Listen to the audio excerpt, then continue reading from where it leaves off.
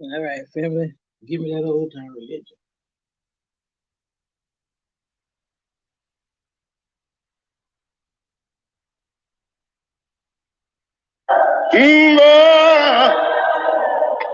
Hell, nah, if, if thou wilt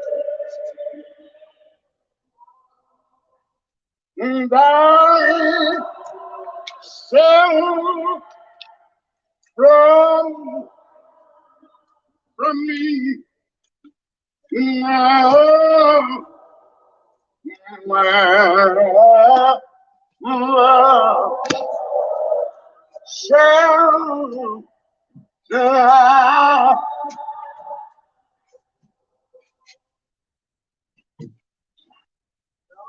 Consider at this time a passage found in the book of St. John, the 18th chapter, the 34th, 35th, and 36th verses. Pilate answered, Am I a Jew? Thine own nation and the chief priests have delivered thee unto me. What hast thou done? Jesus answered, My kingdom is not of this world. If my kingdom were of this world, then would my servants fight, that I should not be delivered to the Jews. But now is my kingdom not from hence. My kingdom is not of this world. My kingdom. I just want to talk to you about my kingdom. My kingdom is not of this world. A young man by the name of Jesus rushed upon the horizon approximately 20 centuries ago from a little town in Galilee by the name of Nazareth. The name Jesus did not set him apart, because the name Jesus was a common name in Judaism. There were a lot of Jesuses around then, and there are a lot of Jesuses around now. The thing that distinguished this Jesus from the other Jesuses was who he was and what he did. A great many people like to feel that a name sets them apart.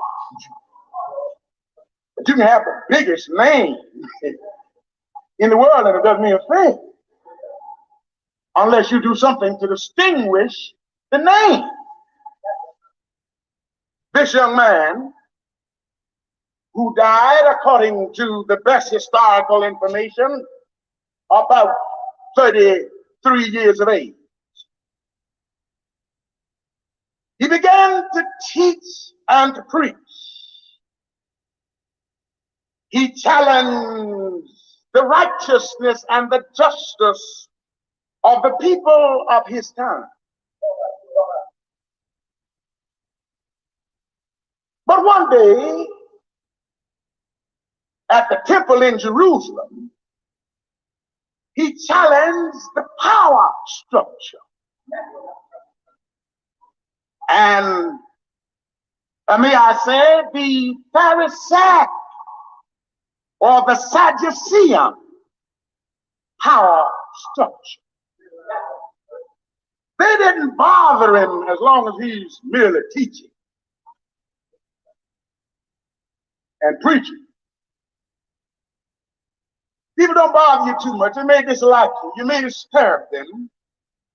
But they don't bother you too much about preaching and teaching. Well, they may criticize. But when you go to bothering with power structure, this is when you get in trouble. When he went up to the temple that day and turned over the tables of the money changers and began scourging them, it was then that he got in trouble.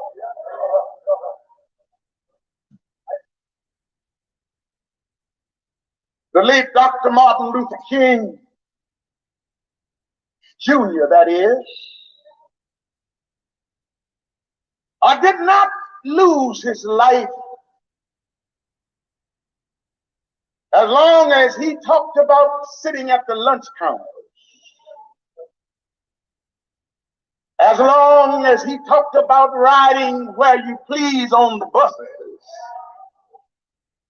and enjoying the hotel accommodation. He didn't lose his life. I say this in deference to Dr. King, who's here. Hope he doesn't mind me mentioning this fact. But when he started to talking about living in any community, when he started talking about working anywhere you had the ability to work, when he talked about going to school where quality education was being taught, it was then that the assassins got in motion.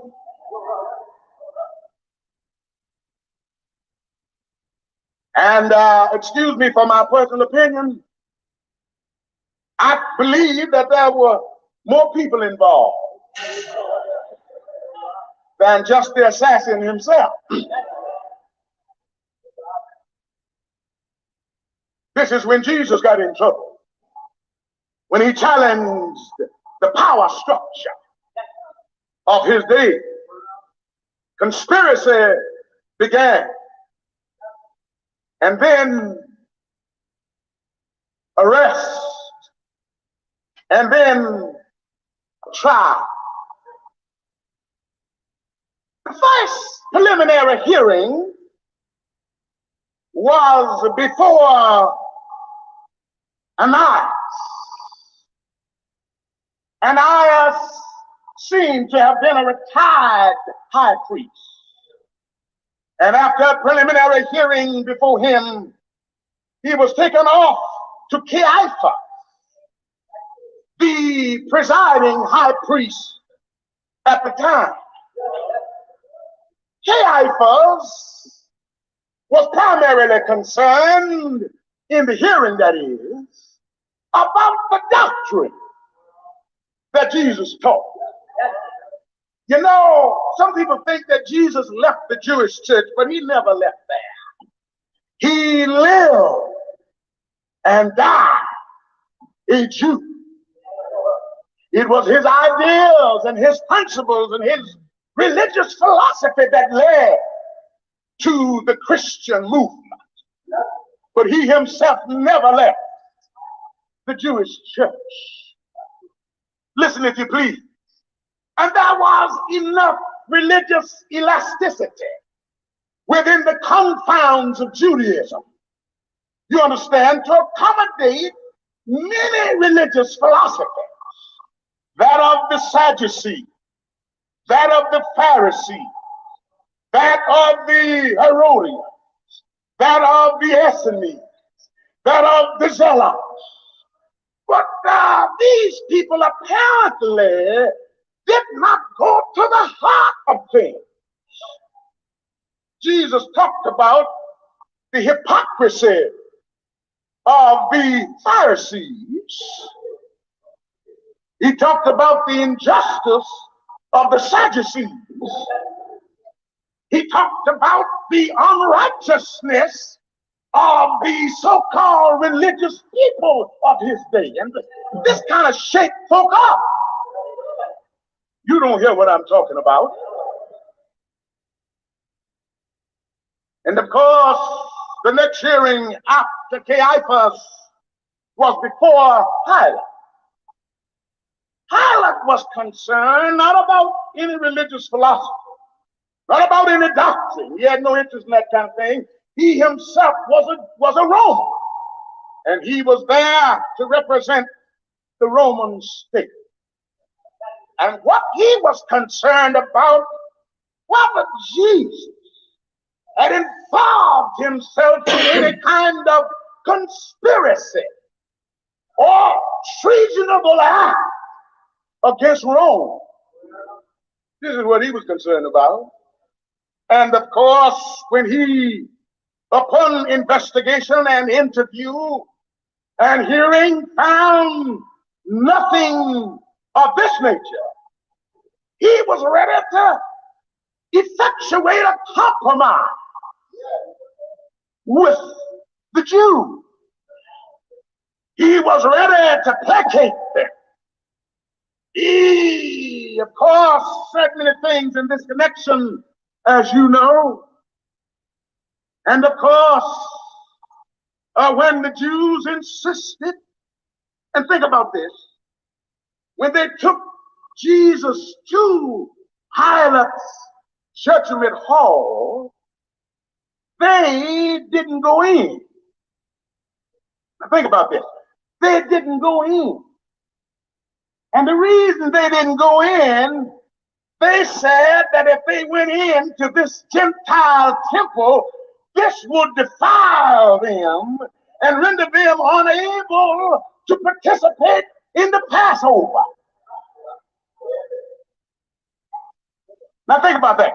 Isn't it peculiar and isn't it ironic that people are conspiring to kill you or get you killed and worry about these little ceremonies? If your efforts to help put the Son of God to death, if your efforts to put any godly man, any righteous man to death, or in any wise hurry, or try to hinder him, I think this is the greatest defilement that anyone could be involved in. I don't believe you hear me. You remember that time when those folks were worried about the ox and the mine and this Sunday and Sabbath thing. In their table of evaluation, they had the ox above human dignity and human life. They didn't mind leaving a man in the mine, but they felt religious bound to get the ox out. I don't believe you hear me tonight. During this hearing before Pilate, Pilate said, "Are you a Jew? And are you the king of the Jews?" Jesus said, "How did you arrive at that conclusion? Did somebody tell you that? Or did you arrive at it through your own thinking?" Pilate would have him know that I am Rome's representative. I am the governor. The power is in my hand to condemn you or set you free. But what Pilate didn't know, that he had no power, except it came from God. Listen, if you please. Jesus said, "Now, Pilate, so to speak, don't fret yourself about this kingdom business. Don't fret yourself as to whether I'm involved in treason against the state. Don't worry about the fact that I might want your place. Help, my kingdom is not of this world. I don't believe you hear me. My kingdom is not of this world. The kingdom that I represent is transcendent to this world, is beyond this world. The kingdom that I represent is qualitatively higher than this world. I'm not talking about how high it is in the sky, but in terms of qualitative meaning, my kingdom is not of this world. You don't hear me. Pilate, I'm not interested in your royal seat. I'm not interested in your crown. I am not interested, Pilate, in your throne room. I'm not interested in your military men or your army or your navy. I'm not interested in your implements of war. I'm not interested in other things, the corruption or heredity or intrigue which bring men to power. I'm not interested in that kind of thing. My kingdom is not of this world. You don't hear me. My kingdom is not of this world. Listen, my kingdom has nothing to do with racial boundaries or national boundaries. My kingdom has nothing to do with foreign policy. No, sir. My kingdom has nothing to do with employment or labor union. I wish somebody would pray with me tonight. My kingdom is supra-racial. My kingdom is supra-national. My kingdom is supra-class. My kingdom is above country. My kingdom is above race. My kingdom is above frontier. My kingdom is above armies. I wish you prayed with me. My kingdom is not of this world. Men in this world worry about power, worry about money, worry about influence, worry about position. The kingdoms of this world, that's what men worry about. But I represent a domain, a dominion beyond greed and corruption and all of these things. My kingdom is not of this world. My kingdom is beyond this world in quality, in meaning, in spirit. In other words, my kingdom is a spiritual kingdom that deals with truth. You don't hear me. It deals with that qualitative concept that set men free, that redeem men from their sin. My kingdom is concerned with that thing so, you understand me, that give men relevance and an awareness of their relevance with God. My kingdom is not of this world. My kingdom deals with righteousness, deals with justice, deals with love, deals with brotherhood. My kingdom deals with happiness. My kingdom deals with health. My kingdom is not of this world. And of course, Pilate, if you really understood who I am, if you understood the nature of the person that stands before you, if you really understood that I've come to the point of a oneness with God. In fact, when you look at me, you're looking at God. For I'm God for you as far as you can stand to see, and as far as you can stand to comprehend. And if you know who it is that stands before you, you wouldn't try to judge me. No.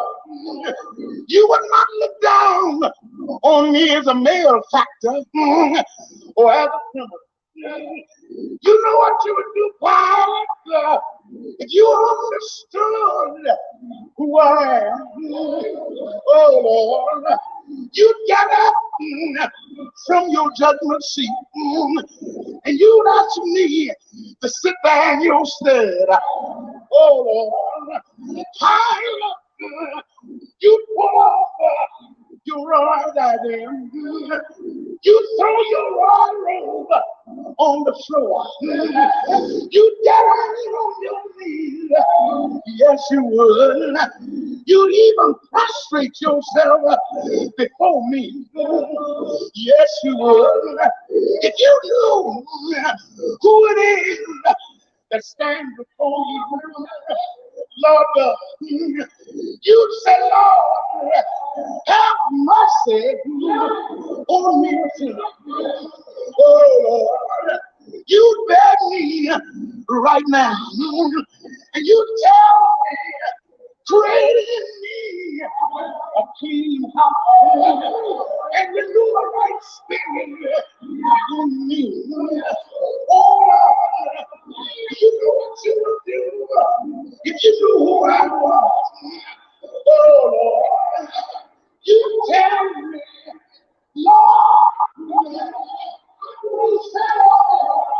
and will be.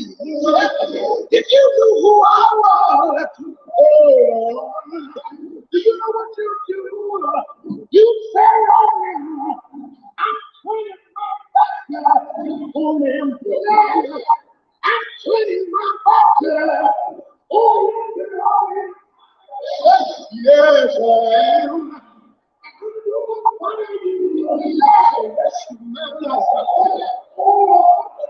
I think I'll take enough of you right now. I will tell you that I saw the kingdom of God. I will tell you that I saw God in the world, and God in the world. I want to tell you there is a way above the ways of this holy world. Oh, and I took out my citizenship people, and I was initiated by the Holy Spirit one Thursday morning in 1929. Yes, I did.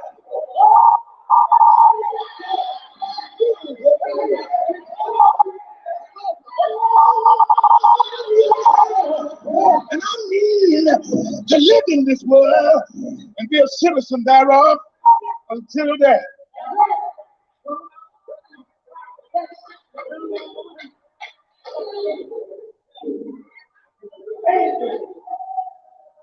I will trust in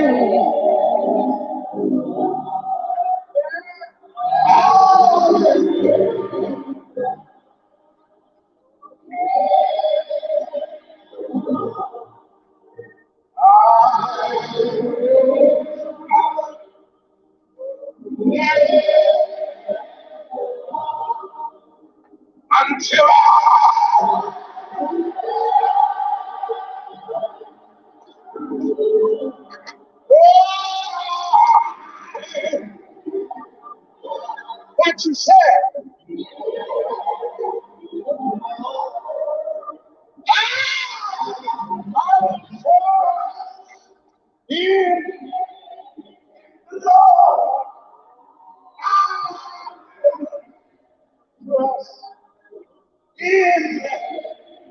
in the Lord.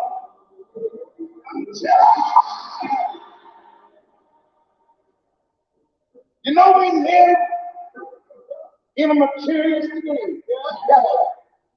We live in an age where people only value that which they can eat, or which they can wear, or which they can ride in, or live in, or see. And people put that trust in money, and people put that trust in honor.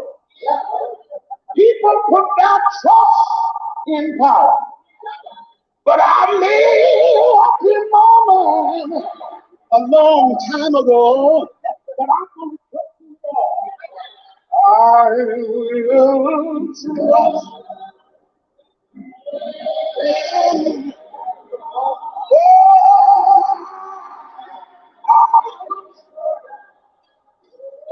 in in the Lord. I will trust in the Lord.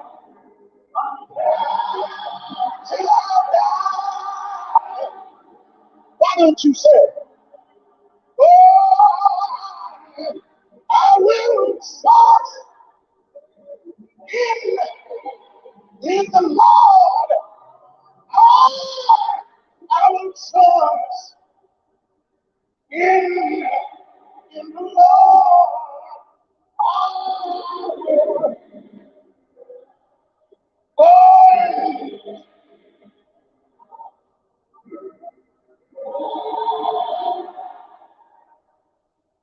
you're here and have no church home.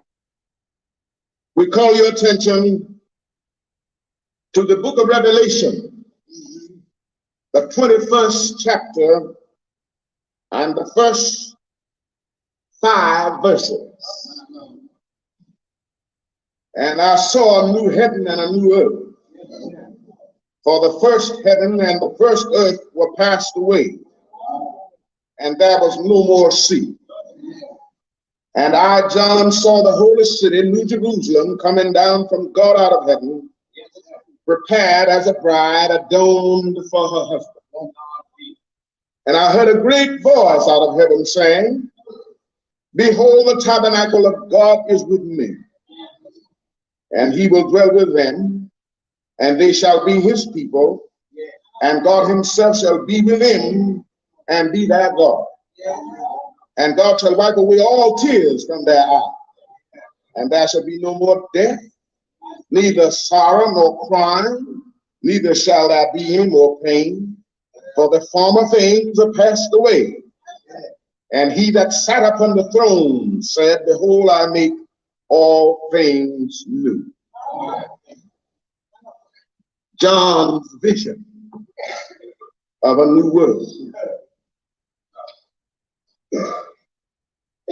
When Domitian was the emperor of Rome,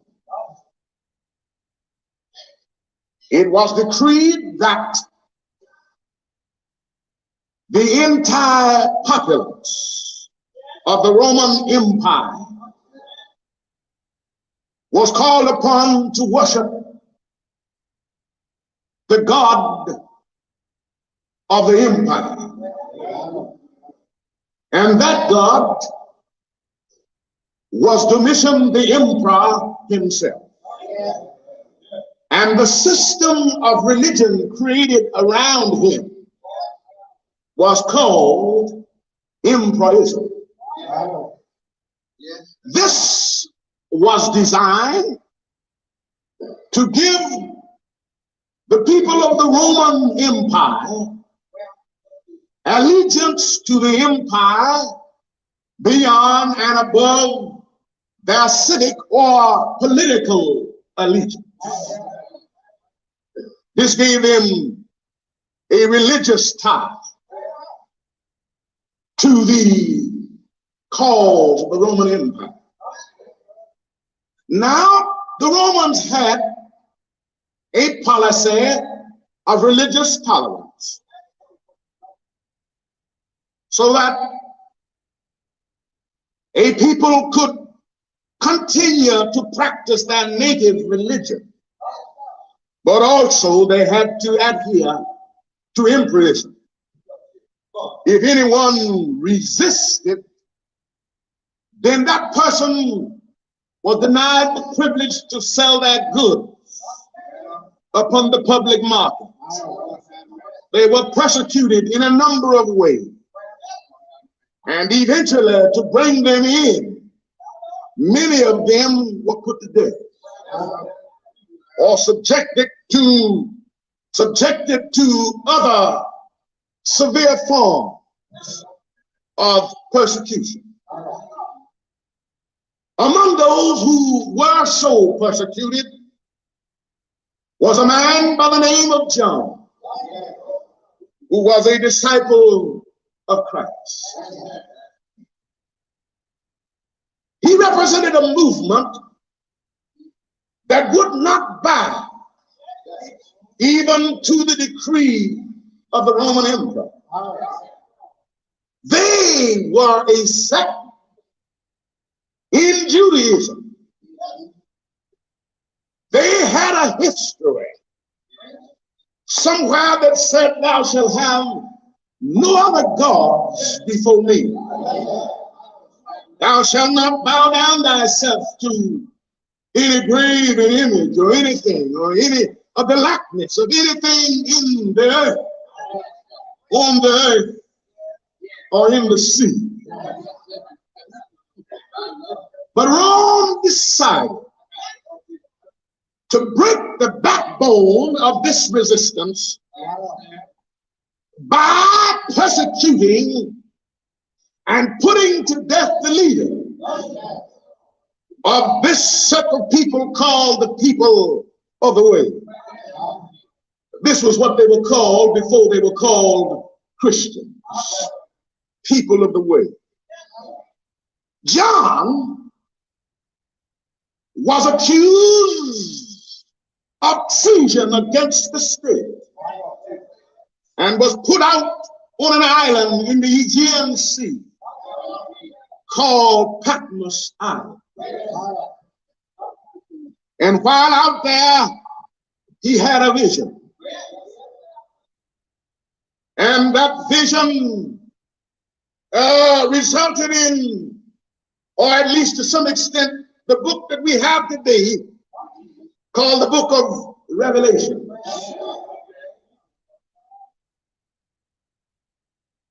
He said that while he was there, separated from his friends, separated from his followers, it was necessary for him to get a letter back to them, to encourage them, and to sustain them through the great storm of persecution that they had to go through. He knew their trials and he knew their tribulation.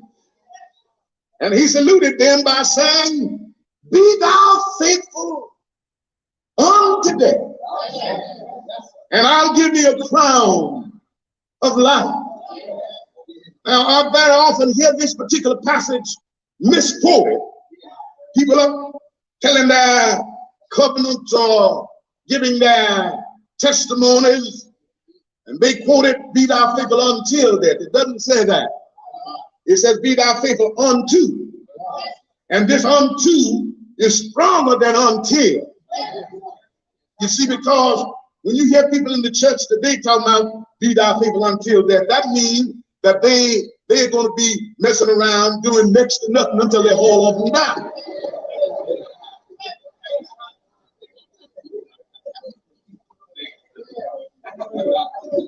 But be thou faithful until death.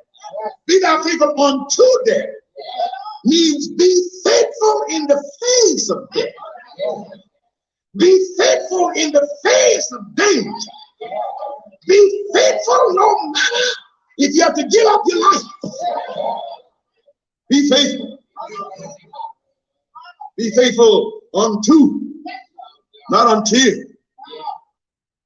And now John knew that he had to get this letter passed Roman censorship.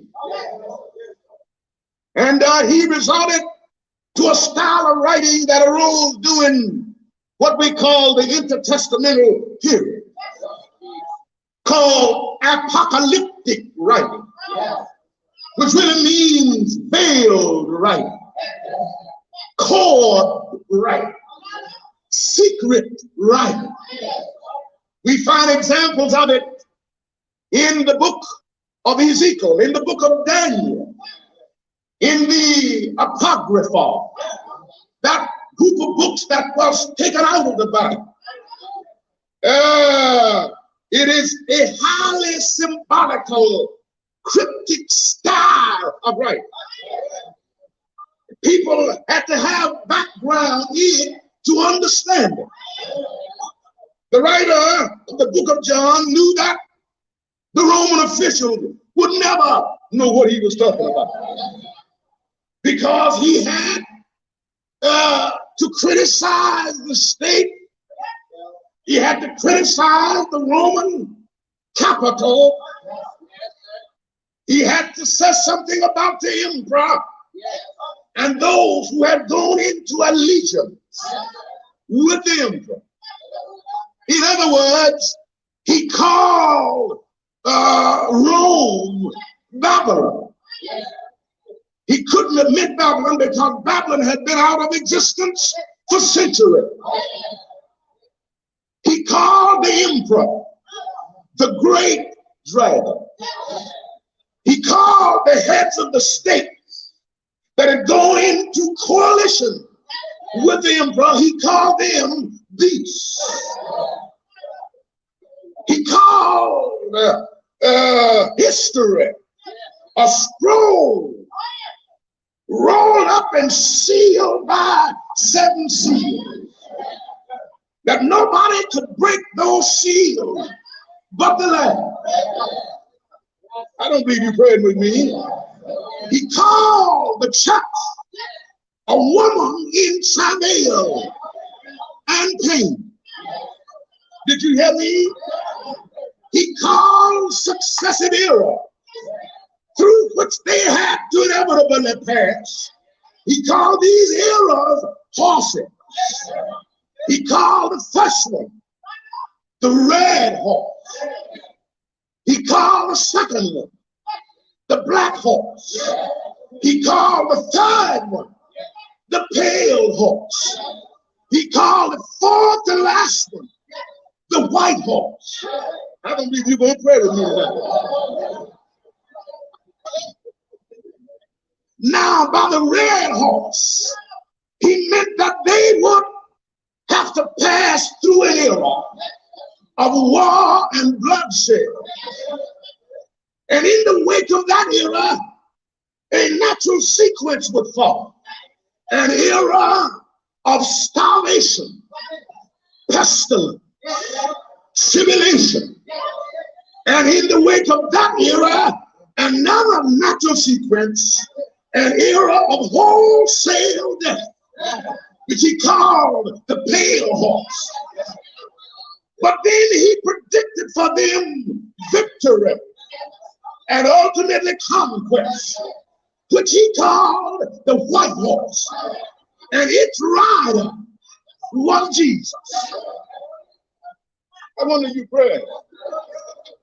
And then rapidly, he described a long series of tribulation, trial, war, and misery, such as the world had never seen, where mountains were moving, where hills were running, where men were calling upon hills and rocks to fall on them, where the sea was boiling like a giant pot, and the clouds were rolling up like straw, and the sky was cracking like glass, and volcanoes were erupting.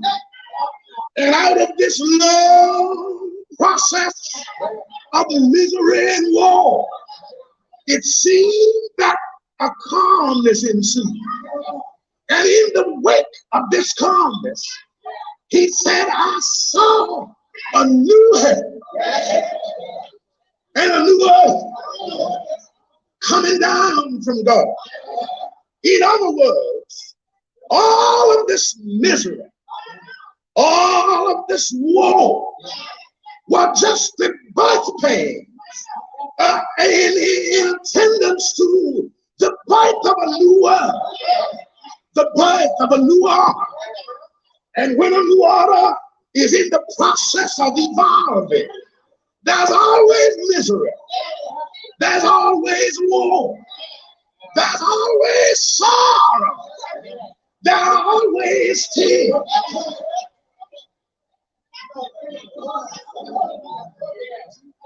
As I look around upon the horizon of time and observe what's going on in this world, the misery, the war, the bloodshed that's going on in America, in Cuba, in Africa, in South Africa, all that's going on all over the world, tell me that God is about ready to give birth to a new world order.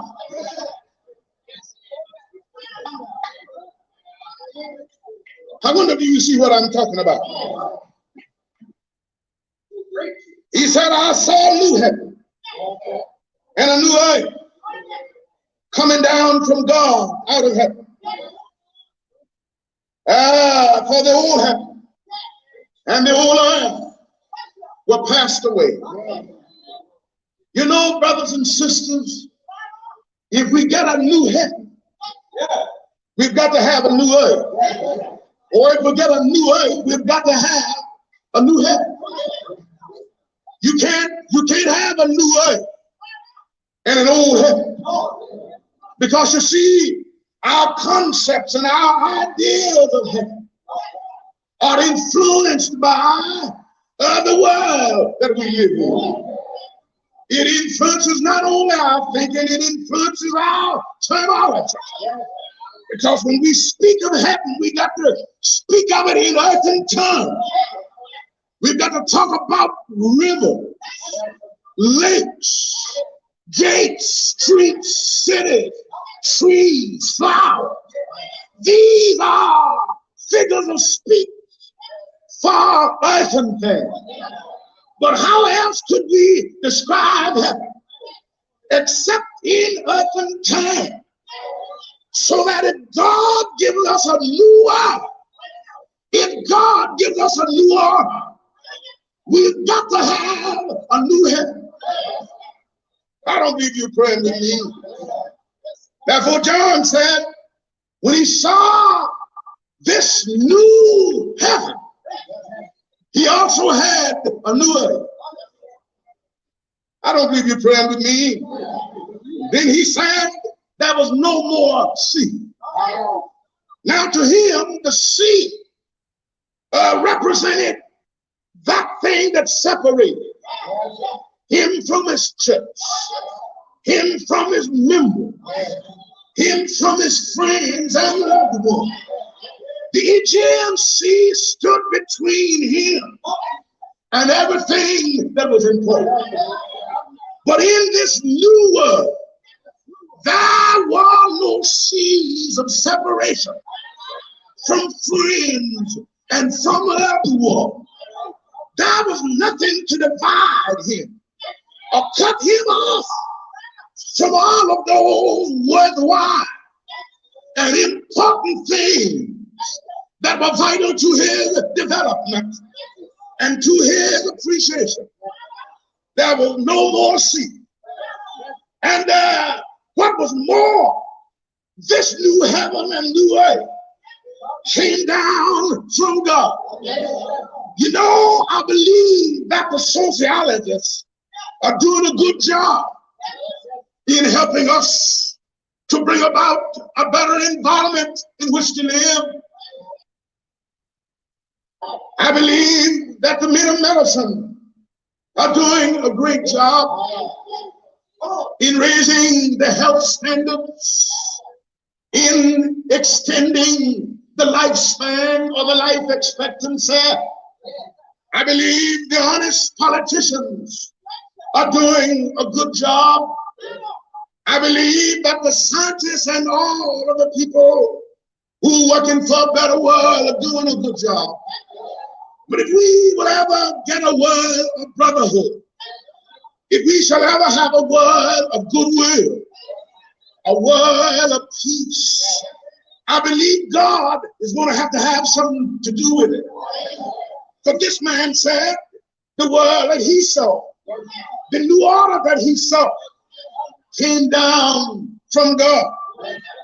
And then he declared that this world was God-sent, that God was among his people.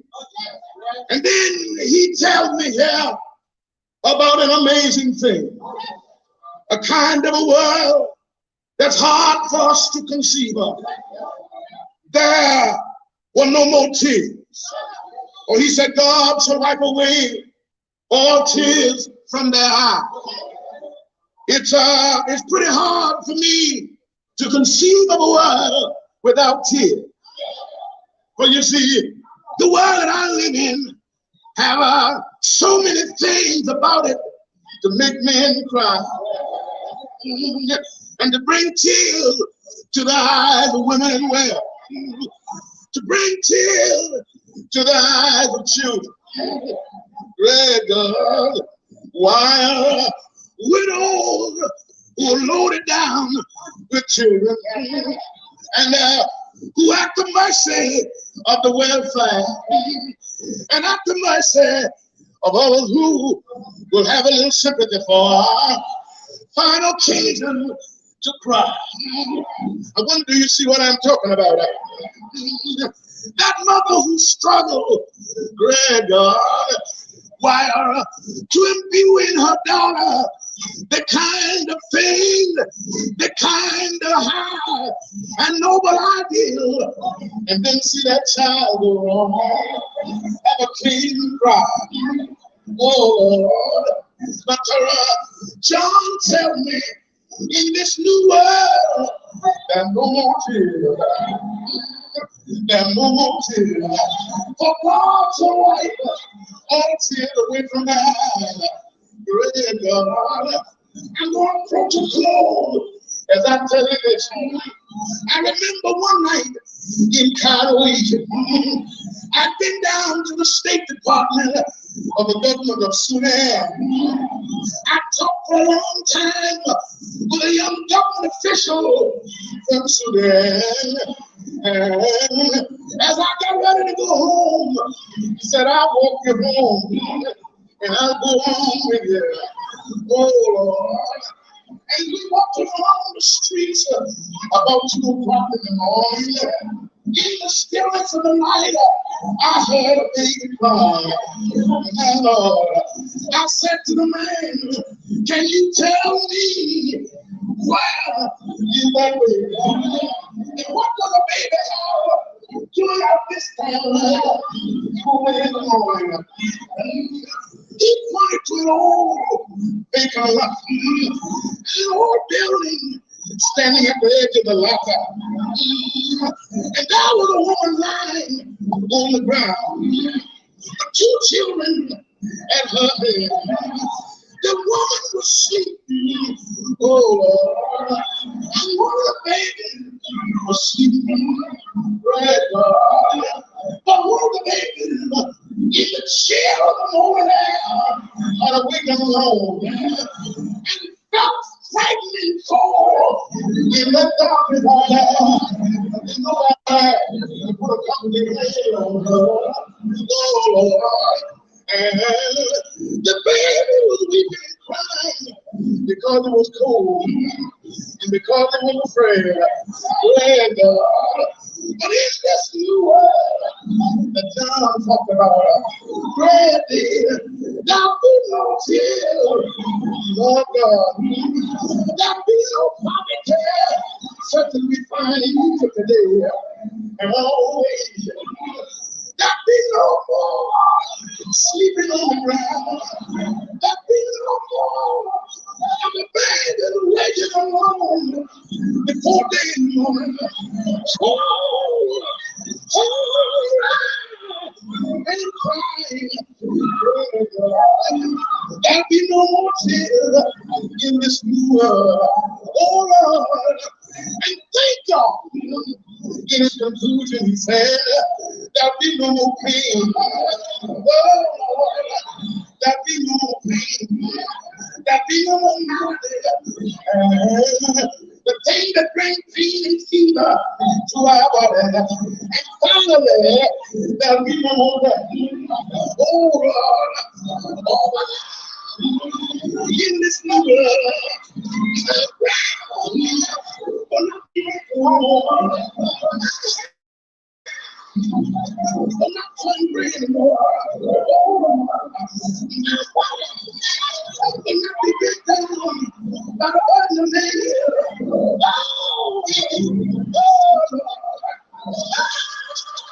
You know what I said?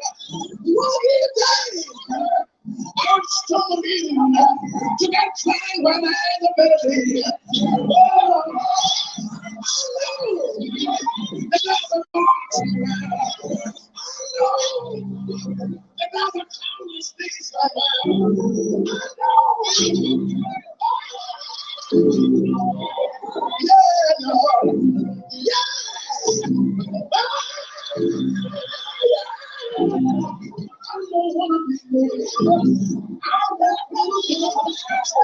Yes, I will.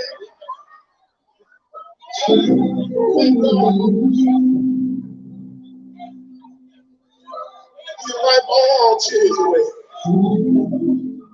All tears away.